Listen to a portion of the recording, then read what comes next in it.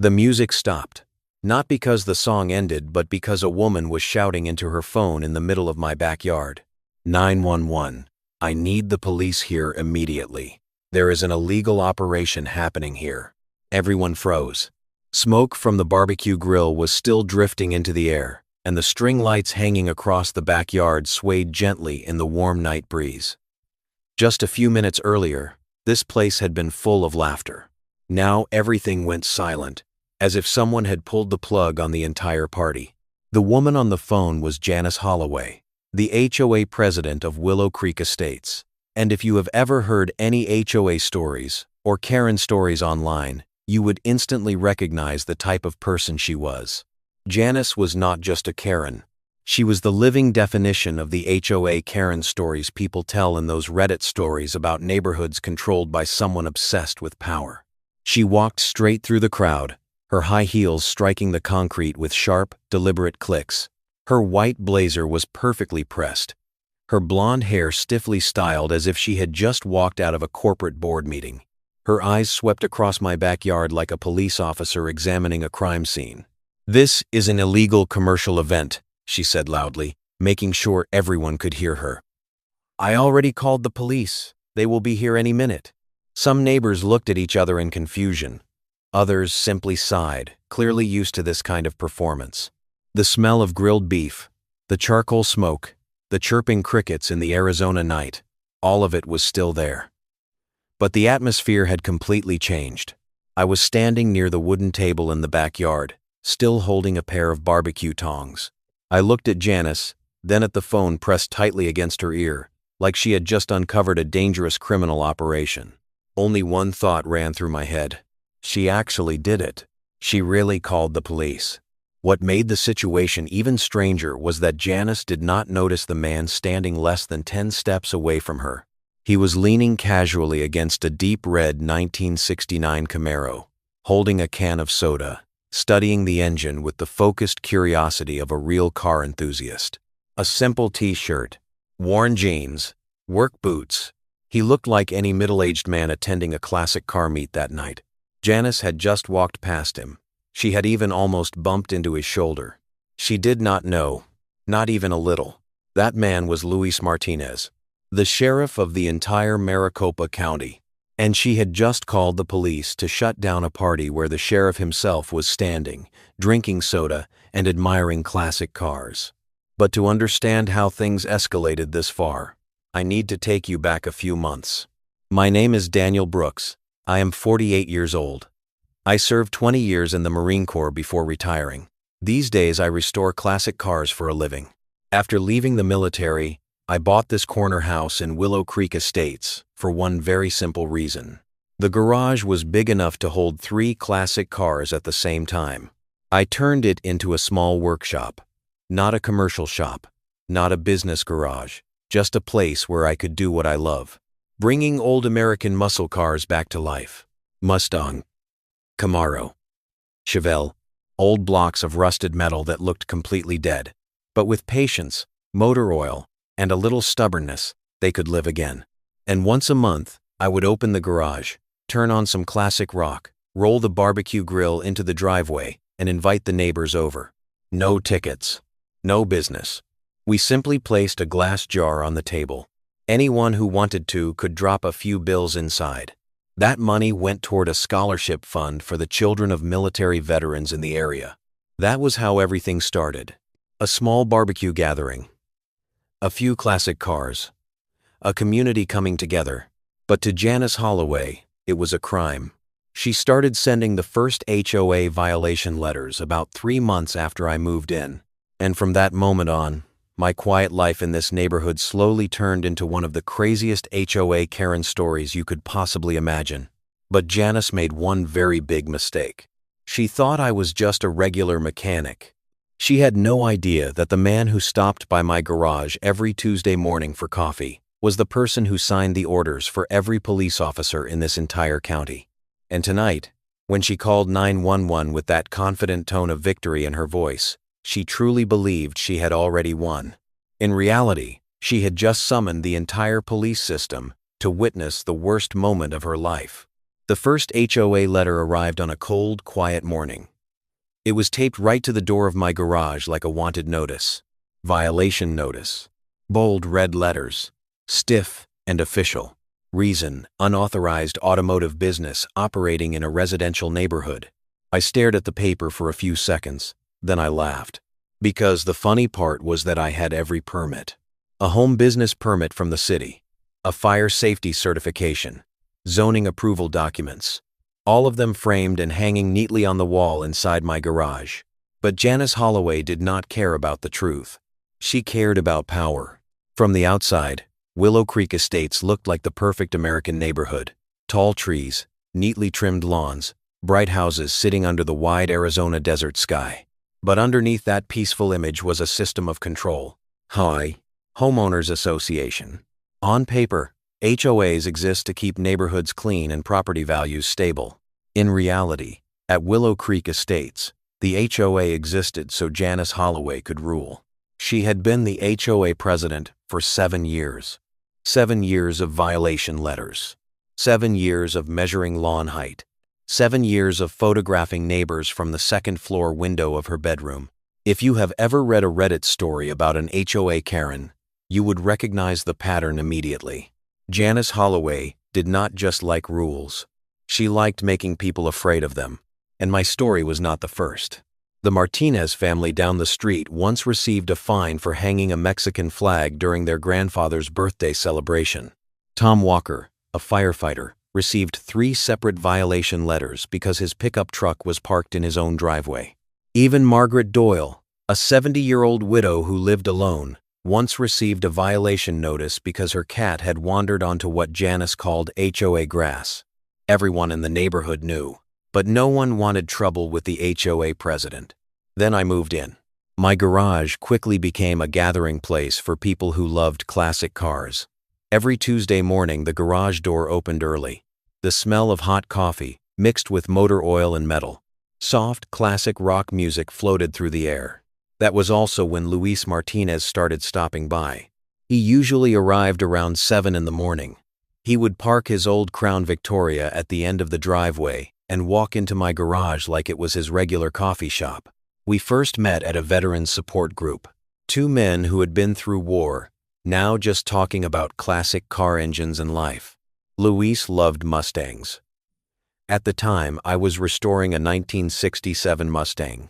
Every time he came over, he would lean over the engine bay, hands on his hips, staring at the motor like a kid inside a toy store. One morning, while we were drinking coffee next to the Mustang, Luis suddenly shook his head and chuckled. I asked him what was so funny. He pointed toward the street. A white BMW was parked across the road. Behind the windshield was a very familiar silhouette. Janice Holloway. She was holding her phone, taking pictures. Luis raised an eyebrow. Do you realize she is photographing my license plate?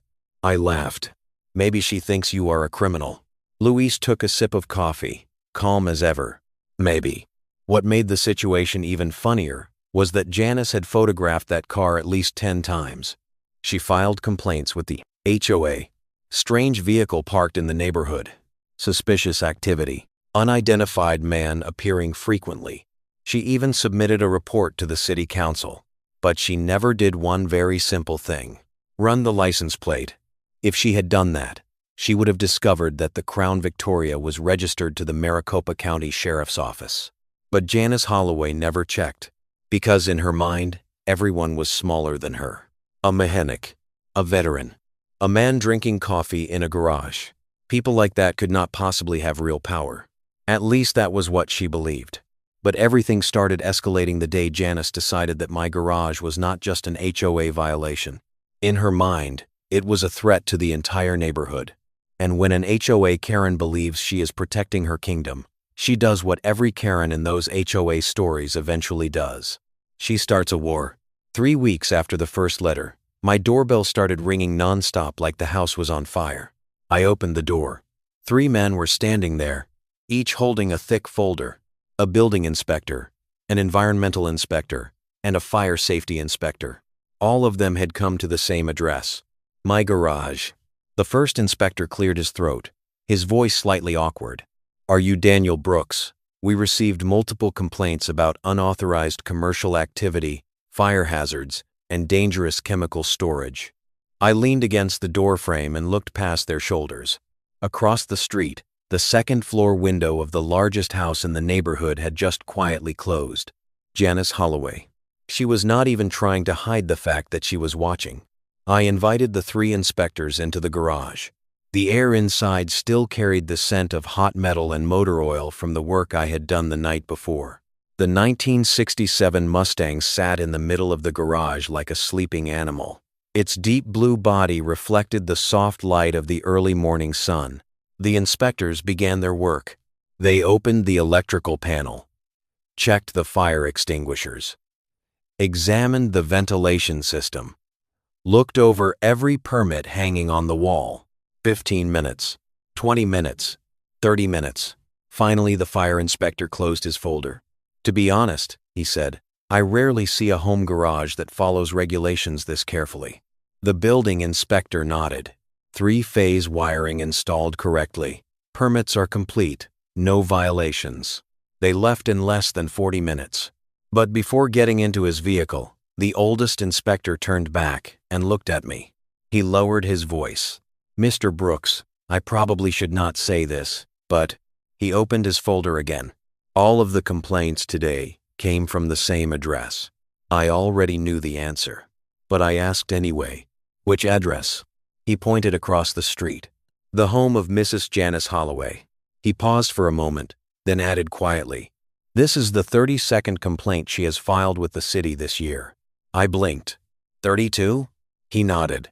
"Not just about you. Several other homes too." Then he got into his car and drove away. I stood in the driveway for a long moment, staring at the large house across the street. The curtain moved slightly. She was still watching. 1 week later, Janice Holloway called an emergency HOA meeting.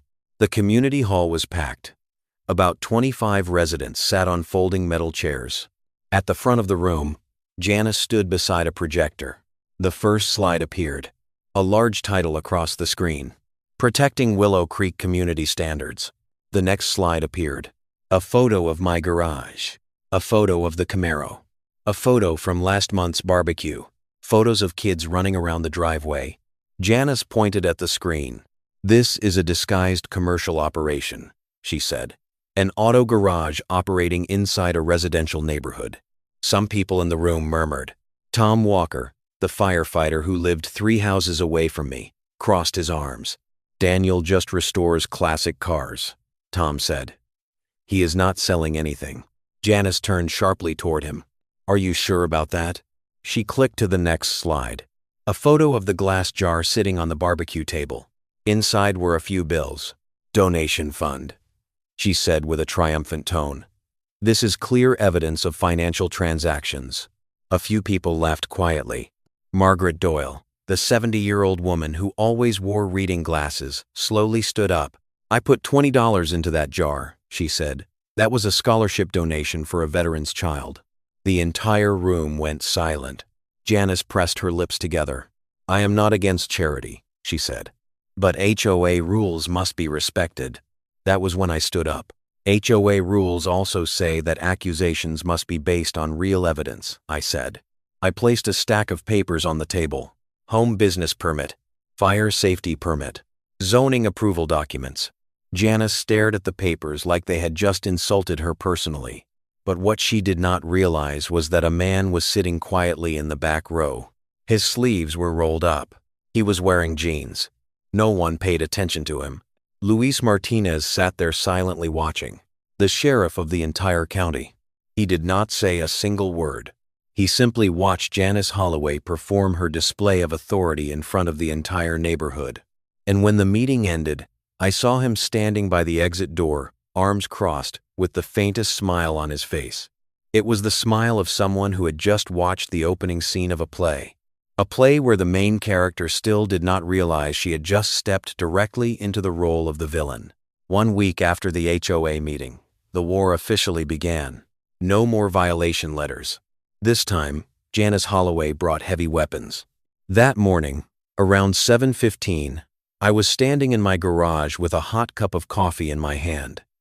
Steam from the coffee drifted upward, mixing with the familiar scent of motor oil. The 1967 Mustang still had its hood open, the engine exposed like a metal heart waiting to be awakened. Luis Martinez stood beside me, leaning down to study the carburetor. "Did you adjust the fuel line yet?" he asked. "Last night," I replied. "Listen to this." I turned the key. The engine roared to life with a deep, powerful growl. Not chaotic noise, but a steady, confident sound, like a sleeping animal waking up. Luis smiled. "That sounds beautiful." Right then, a gray sedan pulled up in front of the driveway. The door opened. A man in a wrinkled suit stepped out, holding a clipboard. His eyes scanned the garage, the Mustang, then finally settled on me. "City Building Inspector," he said. "I need to inspect this structure immediately." Before I could even respond, he walked straight into the garage, like he was entering a crime scene. He tapped on the wall, examined the wiring, opened the electrical panel. "This installation appears questionable," he said, deliberately raising his voice. Luis stood behind him, still holding his coffee cup. He said nothing. He simply watched. The inspector continued poking around like someone trying desperately to find a mistake on an exam paper. 240-volt outlet, he said. "Do you have a permit for that?" I pointed toward the wall. 3 framed permits hung right above it. He looked at them. 1 second. 2 seconds. Then he turned away as if he had never seen them. "We need to take a closer look," he said. That was when Luis stepped forward. Slowly, calmly, he set his coffee cup down on the workbench. "Morning, Brad." The inspector froze. He turned his head. The color drained from his face like someone had suddenly pulled the blood out of his body. "Sheriff Martinez." Luis nodded slightly. "Long time no see." The atmosphere inside the garage changed instantly. Bradley Hoffman, city building inspector, the man who had just walked in with the confidence of a prosecutor. Now he looked like a student who had just been caught cheating during an exam. "Oh, I was just performing a routine inspection," Hoffman stammered. Luis picked up his coffee again. "A routine inspection," he said. "Yes." Luis glanced around the garage. He looked at the permits hanging on the wall, looked at the Mustang. Then he looked directly at Hoffman. "That is interesting, because I stop by here every Tuesday morning, and this is the first time I have ever seen a routine inspection happening at 7 in the morning." Hoffman swallowed. He flipped quickly through the pages on his clipboard. Suddenly his tone changed. "Well, everything appears to be fully compliant with regulations." Luis nodded. "That is what I thought." Hoffman gathered his papers so quickly he almost dropped his pen. "Have a good day, gentlemen." He nearly ran out of the driveway. But when he reached his car, Hoffman stopped. He turned back toward me. "Mr. Brooks," he said quietly, "I need to speak with you privately for a moment." Luis raised an eyebrow. "You can say it in front of me." Hoffman hesitated. But it was clear he did not have many options. He lowered his voice. "Your HOA president, Mrs. Holloway." I crossed my arms. "What about her?" Hoffman looked down at his clipboard. "She suggested that, if I found serious violations in this garage, her real estate company could send clients my way. Home inspections. Repair work." He let out a long breath. "A lot of clients." I looked at Luis. Luis did not say anything, but the small smile that had been on his face earlier was gone. Hoffman continued. "I thought you should know." Then he got into his car and drove away. For a while, the garage was quiet again. The sound of cooling metal slowly faded. Luis took a sip of his coffee. "You know what that means, right?" he asked. "I am guessing bribery." Luis nodded slowly. "Not just bribery, an HOA official trying to manipulate a city inspector." He looked at the Mustang. Then he glanced toward the large house across the street. The second-floor curtain moved slightly. Janice Holloway was still watching. Luis exhaled slowly. "Daniel." "Yeah?" "She thinks you are just some car mechanic." I gave a small smile. Luis set his coffee cup down. "But she just tried to bribe a city inspector, right in front of the county sheriff." He shrugged slightly. "That is a very big mistake." 2 days later, Janice Holloway moved the battle to a new battlefield. The internet. That morning, when I opened the garage door, my daughter was already sitting on the tall stool beside my workbench. The light from her laptop screen illuminated her face. Emily was 17. Tall, thin, her hair tied neatly behind her neck. On the outside, she looked like a completely ordinary teenager. But the way her eyes focused on the screen was cold and precise, like an investigator studying evidence. "Dad," Emily said without taking her eyes off the laptop, she started. I set my coffee cup down. "Started what?" Emily turned the screen toward me. A Facebook page filled the display. The group name read, "Concerned Residents of Willow Creek." The first post was pinned at the top, posted by Janice Holloway. The title was written entirely in capital letters. "Illegal auto business, destroying our neighborhood." Below it was a photo of my garage. But the angle looked strange. A fisheye lens made the garage appear twice its normal size, distorted like an industrial factory. The classic cars lined up inside looked like they were part of an assembly line. I let out a slow breath. She is serious about this. Emily scrolled down. More posts appeared. Photos from the barbecue. Photos of kids running around the driveway. A photo of the donation jar. Under each picture, Janice had written captions. Illegal commercial activity. Fire hazards. Property values at risk. There was even another post. Someone should investigate where these donation funds are going. Emily zoomed into the comments section. The accounts all looked similar. Strange names. Empty profile pictures. The comments were almost identical. "This is disturbing. I worry about the children in this neighborhood. Why is the HOA allowing this?" Emily looked at me. "Dad, you know what the funniest part is?" "What?" 3 different accounts. She pointed at the screen, but the same IP address. I raised an eyebrow. Emily tapped a few keys. Several new windows opened across the screen. "She created fake accounts," Emily said. Then she comments on her own posts. She shrugged. "She is trying to make it look like the entire neighborhood is panicking." I laughed. She must watch too many movies. But Emily did not laugh.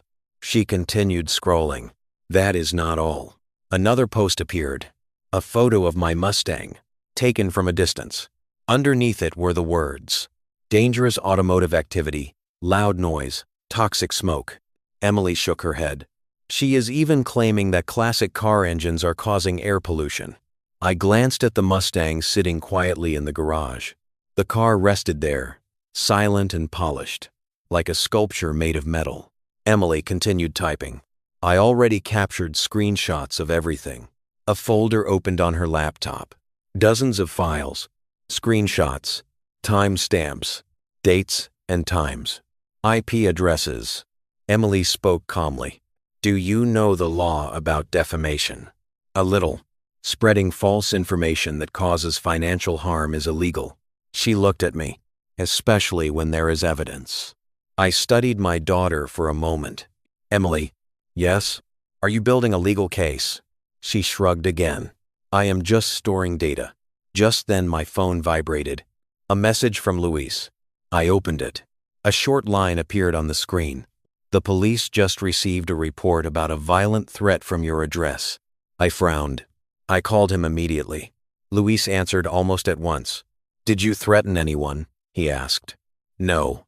"I thought so." He exhaled slowly. "The report says you lost control in your garage, yelling that you were going to make someone regret something." Emily looked at me. I switched the phone to speaker. "That has to be Janice." Luis stayed silent for a moment. "We are sending an officer to talk to you. Just procedure." I nodded even though he could not see it. "No problem." After the call ended, Emily turned back to the screen. She opened a new file. The file name read, "False Police Report." I looked at her. "What are you doing?" Emily shrugged once more. "She is telling a story." She pressed save. "I am just recording the entire story." Outside the garage, the white BMW was parked across the street. The second-floor curtain shifted slightly. Janice Holloway was still watching. Maybe she believed she was winning, but she did not understand one very simple thing. People who love creating drama often forget something important. Every action leaves a trail. and Emily Brooks had just begun collecting all of those trails. The first message appeared at 6:30 in the morning. It was not from Janice. It was from Margaret Doyle. The message contained only one sentence. "Daniel, could you come over to my house for a moment? I think you need to see this." Margaret's voice on the phone was always gentle, like the soft sound of pages turning in a quiet library. But that morning there was something different, a cold certainty. I walked across the street to her small house. The living room looked exactly the same as always, neat and spotless, with the faint scent of chamomile tea drifting through the air. But today, the dining table was completely covered in papers. Dozens of invoices, contracts, bank statements. Margaret sat at the head of the table, wearing her reading glasses, holding a pencil in her hand. "You know I worked as a school accountant for 30 years, she said. "Of course. I developed a professional habit." She tapped the pencil lightly on a stack of papers. "I do not trust numbers when they do not match." I pulled out a chair and sat down. "What is going on?" Margaret turned a folder toward me. At the top of the page was a title, HOA, Maintenance Expenses. "I started reviewing the HOA records last week," she said. "After the meeting Janice organized." She turned the page. Tree removal contract. A number had been circled. $2,800. She looked at me. "Do you know the average cost to remove a large tree in Arizona?" "I would guess around 1,000? She nodded. 1,200. She flipped to the next page. Parking lot repainting contract. $15,000. "The market price," she said, "is around 8,000. She continued turning pages. Pool maintenance invoice. $7,000 per year. "That service does not even include cleaning the bottom of the pool," she said. The room grew quiet. Only the sound of papers turning filled the air. Then Margaret slid another sheet toward me. A bank statement. One transfer line had been highlighted. Thornfield Realty Consulting. $3,000. The transfer date matched the payment date for the tree removal contract. I looked at her. She nodded slowly. "I have been tracking it for 3 years. She pulled out another thick stack of papers. "Look at this. Page after page after page. The same pattern. HOA expenses inflated. The contractor receives payment. Then a consulting fee is transferred to Janice Holloway's real estate company." I leaned back in my chair. "How much?" Margaret lifted her glasses slightly. $52,000. The room fell silent. Outside the window, desert sunlight poured across the green lawn. A peaceful neighborhood. A TDHOA. And inside that system, the HOA president had been siphoning money from her own neighbors. Margaret continued. "Do you know the most interesting part?" "I think I can guess." She pushed another document toward me. A vehicle purchase contract. White BMW. The same car Janice parked outside her house every day. Source of payment. Thornfield Realty Consulting. Margaret smiled faintly. "Now you see." I looked out the window. Across the street, the white BMW sat in the driveway. Janice Holloway had just stepped out of her house, her phone pressed tightly to her ear. Her steps were fast, angry. Maybe she was calling someone. Maybe she was complaining about me. She did not know. Not at all. At that exact moment, on the kitchen table of a 70-year-old widow, her entire fraud operation had been laid out in plain sight. Margaret tapped her pencil softly against the stack of documents. "I have not reported it to the HOA. Not to the police. Not to anyone." She looked at me. "I wanted you to see it first." I took a deep breath. "What are you planning to do?" Margaret carefully stacked the documents into a perfectly organized pile. "Tomorrow night is your fundraising barbecue, correct?" "Yes." She nodded. "I think the people in this neighborhood deserve to know where their HOA money has gone." She paused. Her eyes behind the glasses brightened slightly. "And if the police happen to be present?" I laughed quietly. "Mrs. Margaret." "Yes? I think they will be." She took a sip of her tea. "That is good." Outside the window, Janice Holloway stepped into her BMW. She slammed the door shut. The car backed out of the driveway and drove away. Maybe she was preparing her next attack. She had no idea. The game had just changed. And this time, it was no longer about HOA letters or Facebook posts. This time, it was about money. And money always leaves a trail. 3 days before the barbecue, Janice Holloway began to lose control. Not the kind of loss of composure you see during HOA meetings. Not the cold, formal tone of violation letters. This time it was panic. I realized that at 2:13 in the morning, when my garage security system suddenly activated, a small alert sound came from my phone. Motion detected. I opened the app. The screen showed the live feed from the garage camera. A figure was crouched in front of the electrical panel, dressed in black, a small flashlight shining directly at the breaker box. I narrowed my eyes and looked closer. Blonde hair tied hastily, a familiar handbag. Janice Holloway, the HOA president of Willow Creek Estates, was sneaking into my garage at 2 in the morning. I stood at my bedroom window, looking down at the driveway. The garage door was slightly open, just wide enough for someone to slip inside. I did not go downstairs. I simply stood there and watched. On the camera feed, Janice fumbled with the electrical panel like someone trying to defuse a bomb without ever reading the instructions. The sound of metal scraping echoed faintly. A pair of wire cutters. One sharp cut. She severed the wires connected to the outdoor lighting system. Then she stood up and glanced around, as if she had just completed some secret mission. What she did not know was that the garage electrical system had a backup power supply. A habit I picked up during my years in the military. Always have a backup plan. Janice left the garage a few minutes later. I saved the entire video recording. The next morning, the faint scent of her expensive perfume still lingered inside the garage, mixed with the smell of motor oil. But that was only the opening act. By noon, the smear campaign began. Margaret called me. "Daniel," she said, her voice carrying a rare anger. "Janice just called me." "Why?" Margaret exhaled sharply. "She said you have psychological problems." I stayed silent. "She said you suffer from PTSD," Margaret continued. "That you shout in your garage. That you might be dangerous to children in the neighborhood." I looked out the window. Across the street, the white BMW sat in its usual spot. "Do you believe her?" I asked. Margaret let out a dry laugh. "I taught mathematics for 30 years, Daniel. I recognize a liar immediately." But Janice did not stop with Margaret. She called Tom Walker. She called the Martinez family. At least 10 households in the neighborhood received the same phone call. The same story. Daniel Brooks is an unstable veteran. His garage is dangerous. The barbecue is a threat. What Janice did not understand was that Willow Creek Estates had many veterans. Tom Walker had served in Afghanistan. 2 members of the Martinez family had military backgrounds. And Luis Martinez was the sheriff of the entire county. When Janice began using PTSD as an insult, she touched a very sensitive nerve. Later that afternoon, I received a message from Luis. "We need to talk." We met in the garage at 4 o'clock.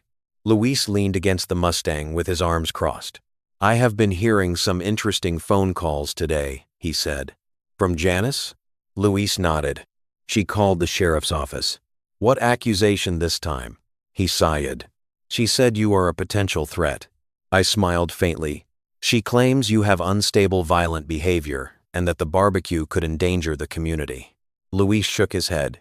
"But the more interesting part is something else." I looked at him. Luis pulled out his phone. He played a recording. The voice of a man came through the speaker. "Inspector Hoffman." "Mrs. Holloway," Hoffman's voice said. "Are you asking me to create safety violations in exchange for real estate contracts?" 1 second of silence. Then Janice's voice. "I am not asking you to create them.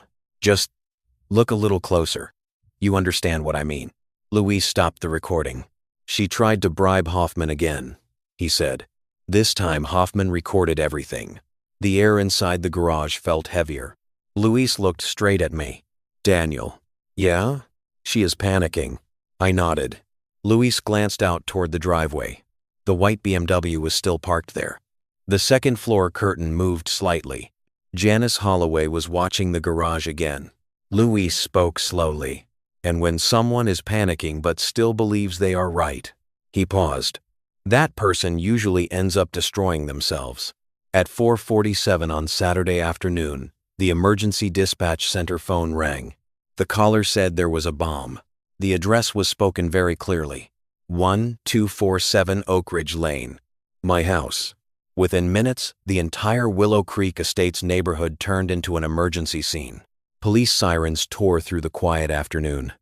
Fire trucks rushed in. Black SUVs from the rapid response team slid onto the narrow street in front of my home. A helicopter circled overhead, its blades stirring the hot desert air. Neighbors stood frozen on the sidewalks, their faces filled with confusion. Children were pulled quickly back inside their homes.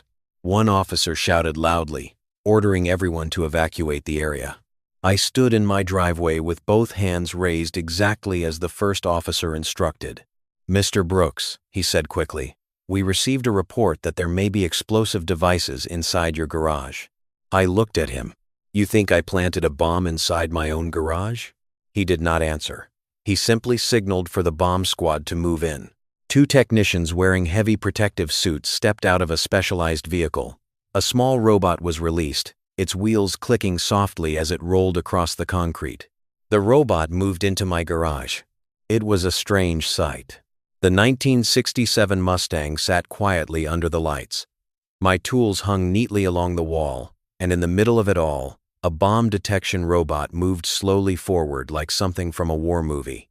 The smell of motor oil still lingered in the air.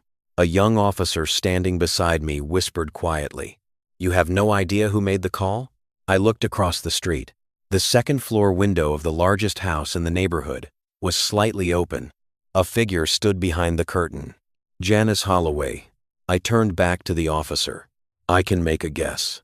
47 minutes later, the robot rolled back out of the garage. No bomb. No explosive device.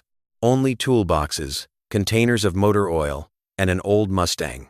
A senior officer walked toward us. He removed his helmet, sweat running down his neck. "False report," he said briefly. At that moment, another vehicle pulled up at the end of the street. Luis Martinez stepped out. He was not wearing his usual T-shirt this time. He was in full sheriff uniform. The entire street fell almost silent as he walked through the scene. Luis spoke quickly with the bomb squad. An officer handed him a phone. Luis listened for a few seconds. He nodded. Then he turned and looked toward Janice's house. "We traced the call," he said. "Where?" I asked. Luis pointed. "Landline." He paused. "Mrs. Holloway's house." A police car immediately turned around. Two officers walked across the street. Janice's front door opened only a few minutes later. I could not hear the conversation, but I could clearly see her face. First confusion, then panic, then realization. One of the officers gently moved her arms behind her back. The quiet metallic sound followed. Handcuffs. The entire neighborhood stood still. Only the helicopter continued circling above. Janice Holloway, the HOA president, the woman who had just called in a bomb threat to stop a veterans charity barbecue, was being escorted out of her own home. She shouted something. I could not hear the words, but I saw her eyes turn toward me. The look of someone who had just realized she had gone far too far. Luis walked over and stopped beside me. He let out a slow breath. "Filing a false terrorism report," he said. "That is not a joke." I nodded. "She just wanted to ruin the barbecue." Luis shook his head. "No." He looked toward the police vehicle where Janice was being placed inside. "She just triggered a full response from the county bomb squad, the police department, and emergency air support." He spoke slowly. "The estimated emergency response cost is about $150,000. I let out a low whistle. Luis glanced back at my garage. The string lights were already hanging for the evening. The barbecue grill still sat in the corner of the yard. He smiled slightly. "The good news is the bomb squad just inspected your entire garage. And? Completely safe." He tapped the hood of the Mustang lightly. "Tonight's barbecue will probably have more guests than you expected." I looked down the street. Police vehicles. Local reporters had just arrived. Neighbors gathering in small groups. The news was already spreading. An HOA president calling in a fake bomb threat to stop a fundraiser for veterans. Luis adjusted his hat. Sometimes, he said, the person who tries to destroy an event, he glanced toward the police car carrying Janice away, ends up being the reason that event becomes famous. At 7 o'clock that evening, our small street looked more like a festival than a police scene. That might sound unbelievable if you knew that just a few hours earlier the place had been filled with bomb squad vehicles and helicopters circling overhead. But the news spread quickly, very quickly. An HOA president calling in a fake bomb threat to sabotage a fundraiser for veterans' children. That story traveled through phones, through social media, through local community groups. And by the time the sun went down, Oak Ridge Lane was packed with people. The string lights stretched across the driveway switched on. Warm light reflected off the glossy paint of classic cars. Mustang, Camaro, Chevelle, 35 classic cars lined both sides of the street like a parade of metal and memory. The smell of barbecue filled the air. Classic rock music played from the speakers. Kids ran around waving glowing light sticks. Neighbors laughed and talked. If someone had walked into the neighborhood at that moment, they would never believe that only a few hours earlier this place had been the scene of a terrorism scare.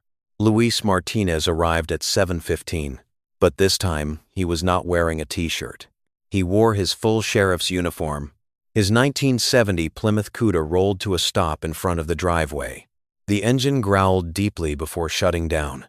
The door opened. Luis stepped out. The crowd applauded, not because he was the sheriff, but because everyone knew. Without him, tonight's story might have ended very differently. He walked through the crowd, shaking a few hands, then stopped beside my Mustang. "Not bad," he said, glancing around. "How many people were you expecting?" "I thought maybe 50. Luis looked down the street. "There were at least 300 people. He smiled slightly. "Janice Holloway just gave you the best advertising campaign imaginable." At the corner of the yard, Margaret Doyle stood beside a small table. On the table was the familiar donation jar. But this time there was something else. 3 large display boards, printed charts, contracts, invoices, bank statements, evidence. Margaret held a microphone. "Before we continue our fundraiser tonight," she said calmly but clearly, "I believe this community deserves to know how our HOA money has been used." The crowd gradually fell silent. Margaret pointed to the first board. "Tree removal contract." She read the amount, $2,800. Then she pointed to the chart beside it. The actual cost, $1,200. Murmurs spread through the crowd. She moved to the next board. Pool maintenance contract, $7,000 per year. Next to it, the real cost chart, $3,000. Margaret continued. The third board, money transfers, from HOA contractors to a real estate consulting company. The company name, Thornfield Realty Consulting. Someone in the crowd spoke loudly. "That's Janice's company." Margaret nodded. "That is correct." She adjusted her glasses. "Over the past 3 years, the total amount transferred into that company account is $52,000. The mood in the crowd changed, from curiosity to anger. Margaret spoke slowly. "Our HOA president has been taking money from this very community." A local reporter stood nearby filming everything. Camera lights illuminated the evidence boards. Luis stood beside me with his arms crossed. "Mrs. Margaret is terrifying when she has a microphone," he whispered. I nodded. At the far end of the street, a police car pulled up. The rear door opened. Janice Holloway stepped out. 2 officers walked beside her. She was still wearing her familiar white blazer, but now it looked wrinkled and disheveled. Her hair was messy. Her eyes were red. She saw the crowd. She saw the cameras. She saw the 3 evidence boards. And she saw Luis Martinez standing beside me. Janice shouted, "This is illegal. All of you will regret this." The crowd said nothing. Luis stepped forward. He spoke calmly. "I am the police." A simple sentence, but his voice carried clearly across the street. "And this is a legally permitted charity event." Another officer stepped closer to Janice. He opened a file. "Janice Holloway," he said, "you are under arrest for filing a false terrorism report, interfering with emergency services, and conspiracy to bribe a city official." The handcuffs clicked. A small metallic sound. But in the silence of the crowd, it sounded like the final bell of a long performance. Janice Holloway was escorted back toward the police car. The cameras kept rolling. Luis turned to face the crowd. He raised his voice. "Anyone who abuses power to threaten this community will face the consequences." The crowd erupted in applause. The sound echoed through the entire street. I looked at the donation jar. It was packed with cash. Margaret turned toward me. "Daniel," she said, "I think we just raised quite a lot of money." I looked around the street. 300 people, classic cars, music, lights, a community, and the police car carrying Janice Holloway away from the neighborhood she once tried to control. Sometimes justice does not arrive with thunder. Sometimes it is simply the sound of handcuffs closing under the warm yellow lights of a backyard barbecue. 3 months after that night, Willow Creek Estates no longer felt the same. Not because the houses had changed, but because the atmosphere had. People talked to each other more often. Garage doors stayed open longer. Kids rode their bikes along the same street where neighbors once worried about receiving another violation letter. But the biggest change began inside a courtroom. Janice Holloway's trial lasted only a few hours. The evidence was overwhelming. The fake bomb call had been traced directly to the landline in her home. Security camera footage showed her sneaking into my garage at 2 in the morning, the recording of her attempting to bribe Inspector Hoffman, and the entire financial file Margaret Doyle had uncovered. $52,000 taken from the HOA fund, money from the neighbors, maintenance money, resident fees. Janice's lawyer tried to argue it was a misunderstanding in accounting, but bank statements do not lie. The judge read the sentence in a calm, steady voice. 3 years in prison for filing a false terrorism report, an additional 18 months for financial fraud, and $75,000 in restitution for the cost of the emergency response. When the wooden gavel struck the desk, Janice Holloway officially stopped being the HOA president. She was no longer even a real estate agent. Her professional license was revoked just a few days after the trial. But the real story of Willow Creek was not the downfall of one person. It was what happened afterward. The $52,000 Janice had taken from the HOA was recovered during the investigation. Instead of returning it to the old fund, the community decided to do something different. We organized a new HOA meeting. There were no threatening PowerPoint presentations, no violation letters, only coffee, donuts, and a room full of neighbors. Margaret Doyle was elected as the new HOA president. Almost the entire neighborhood voted for her. She stood in front of everyone, the familiar reading glasses resting on her nose. "I do not want to rule this neighborhood," she said. "I only want to make sure none of us are ever cheated again." The HOA rules were rewritten. Financial reports had to be shared publicly every month. Every contract required at least 3 different price quotes. No one held absolute power anymore. My garage changed too. That fundraising barbecue was not the last one. It became a tradition. Once every month, the garage doors open. Classic cars line the driveway. Classic rock music fills the air. And the donation jar is always full. In the first year alone, we raised more than $200,000 for scholarships for veterans' children. My daughter Emily received one of the first scholarships. She was accepted into an automotive engineering program at a university in California. The night before she left, we sat together in the garage. The 1967 Mustang rested in the center of the room, its engine shining under the lights. Emily gently touched the hood. "Dad," she said, "I still find it hard to believe." Hard to believe what? If that Karen hadn't called in the bomb threat, none of this might have happened. I looked around the garage. The tool shelves. Photos from the barbecues hanging on the wall. Thank you letters from veteran families. I smiled quietly. "Sometimes," I said, "the worst people accidentally create the best opportunities." The following Tuesday morning, as usual, Luis Martinez stopped by the garage. He still parked his old car at the end of the driveway. He still walked in holding a cup of coffee. He stood in front of the Mustang. "You know," he said, "I have seen a lot of cases in my life." He looked around the garage. "But I rarely see an HOA Karen story end with an entire neighborhood becoming stronger." I closed the hood of the Mustang. Maybe that is because this time she chose the wrong person to start a fight with. Luis laughed. Outside in the driveway, a few kids were running around a parked Camaro. A couple who had just moved into Janice's old house were greeting neighbors. The street was peaceful.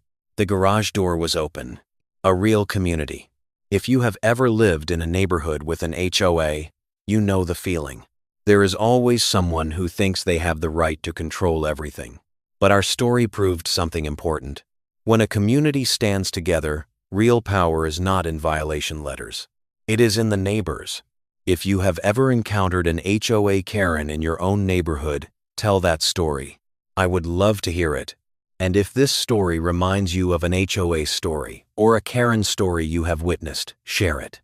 Stories like this remind us that sometimes all it takes is an open garage door and a few people willing to stand up to change an entire neighborhood.